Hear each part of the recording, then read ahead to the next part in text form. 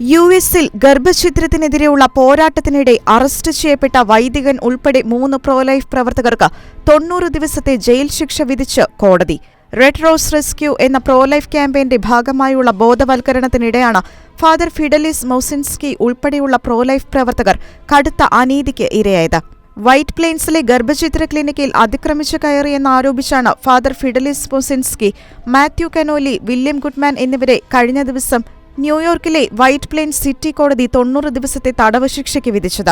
ഗർഭഛിദ്രം നടത്താനെത്തുന്നവർക്ക് റോസാപ്പൂ നൽകിയും ഗർഭഛിദ്രത്തിന്റെ അധാർമികത ബോധ്യപ്പെടുത്തിയും അവരെ അതിൽ നിന്ന് പിന്തിരിപ്പിക്കുന്ന മുന്നേറ്റമാണ് റെഡ് റോസ് റെസ്ക്യൂ. 2021 നവംബറിലാണ് ഇവർ അറസ്റ്റ് ചെയ്യപ്പെട്ടത്. വൈദികനെ റോഡിലൂടെ വലിച്ചിഴച്ച് അറസ്റ്റ് ചെയ്യുന്ന ദൃശ്യങ്ങൾ അന്ന് സമൂഹമാധ്യമങ്ങളിൽ നിറഞ്ഞുനിന്നവയായിരുന്നു. തുടർന്ന് മാസങ്ങൾ നീണ്ട വാദത്തിനു ശേഷം കഴിഞ്ഞ മാർച്ചിൽ ഇവരെ കോടതി കുറ്റവാളികളായി വിധിക്കുകയായിരുന്നു. തുടർന്ന് ഇക്കഴിഞ്ഞ ദിവസം കോടതി വിധി പ്രഖ്യാപിക്കുകയും ചെയ്തു. തടവ് ശിക്ഷയ്ക്ക് പുറമെ $750 പിഴയും ഇവർ അടയ്ക്കേണ്ടതുണ്ടെന്ന് റെഡ് റോസ് റെസ്ക്യൂ പ്രസ്താവനയിൽ അറിയിച്ചു.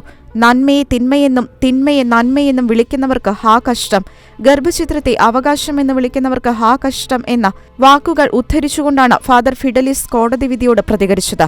കോടതി മുറിയിൽ നിന്ന് വിൽ ഗുഡ്മാൻ പുറത്തേക്ക് വന്നതാകട്ടെ ക്രിസ്തുരാജൻ നീണാൾ വാഴട്ടെ എന്ന മുദ്രാവാക്യം മുഴക്കിയായിരുന്നു.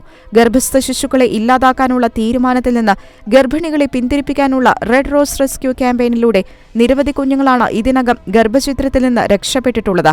അറസ്റ്റ് ചെയ്യപ്പെടുന്നത് പതിവാണെങ്കിലും അതൊന്നും വകവയ്ക്കാതെ ശുശ്രൂഷ തുടരുകയാണ് റെഡ് റോസ് റെസ്ക്യൂ പ്രവർത്തകർ.